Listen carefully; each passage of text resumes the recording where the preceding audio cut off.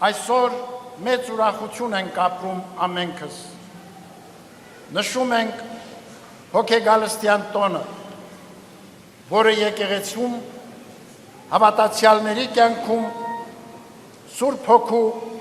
արփիափայլ շնորհների հեղման վկայությունն ու հիշատակումն է։ Մեր Տեր Հիսուս Քրիստոսի հարությունից 50 օր անց Վերնատանը համախմբված առաքյալները տարբեր լեզուներով խոսելու Սուրբ Հոգու շնորհը ստացան,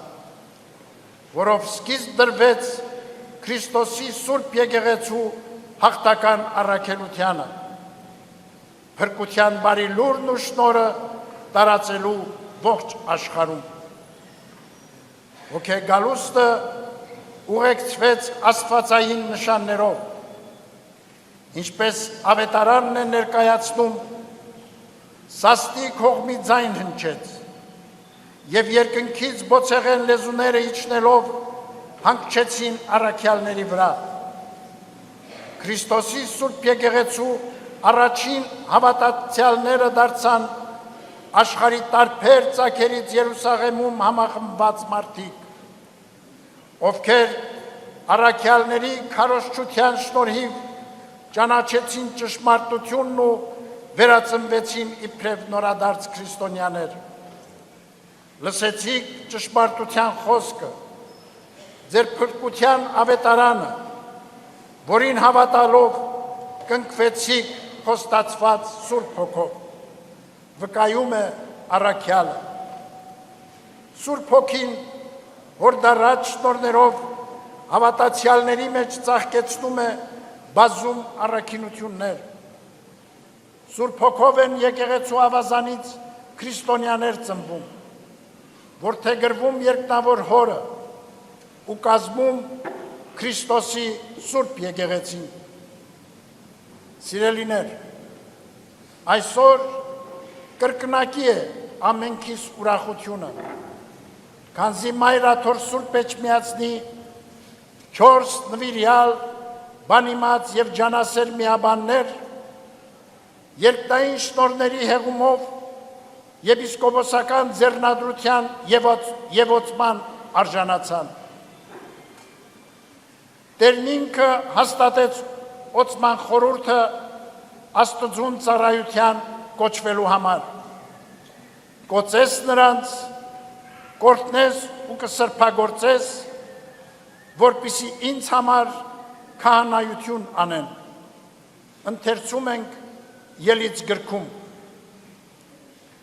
Դարեր շարունակ ձեռնադրության սրբազան խորհրդով արժանավոր մշակներ են կարգվել հայոց եկեղեցու անդաստանում, որպեսզի Սուրբ գրային պատգամներով լուսավորեն իրենց հանձնված հավատավոր հոտը և առաջնորդեն դեպի Քրիստոսապարգև փրկություն։ Եպիսկոպոսները առաքելական հաջորդականության կրողներն ու փոխանցողներն են և տերունավանդ իշխանությամբ հավատքի անաղարտության եկեղեցու կարգոկանոնի պահապանները, հոգիների խնամատարը, եկեղեցու և հավատացյալների իրավունքների պաշտպանը։ Այս նկատառումով է Պողոս առաքյալը հորդորում. լսեցեք ձեր առաջնորդներին և հնազանդվեցեք նրանց, որովհետև նրանք հսկում են ձեր հոգիների համար, քանի որ հաշիվ են տալու ձեր փոխարեն։ Սիրելի բարեպաշտ ժողովուրդ, պատմության ընթացքին մեր երկրի դեմ ասպատակությունների հորձանուտներում, ինչպես և ցեղասպանության և ստալինյան բռնապետության տարիներին, մեր եկեղեցականները ենթարկվել են բռնաճնշումների ու հալածանքների, կրել բազում նեղություններ, սակայն հաստատուն են մնացել առ Քրիստոս հավատարմության ու սիրո մեջ և ապավինած Աստծուն դիմակայել բոլոր դժվարություններին։ Աստված ապավենն ու զորությունն է մեր, և մեր օգնականը մեզ հասած խիստ նեղությունների մեջ, ասում է Սաղմոսերքում։ Ցավով ենք անդրադառնում, որ հայոց եկեղեցու սպասավորները այսօր ևս Հայաստանում իշխանությունների կողմից անհիմն մեղադրանքներով ենթարկվում են հետապնդումների, ինչպես նաև ազատազրկման։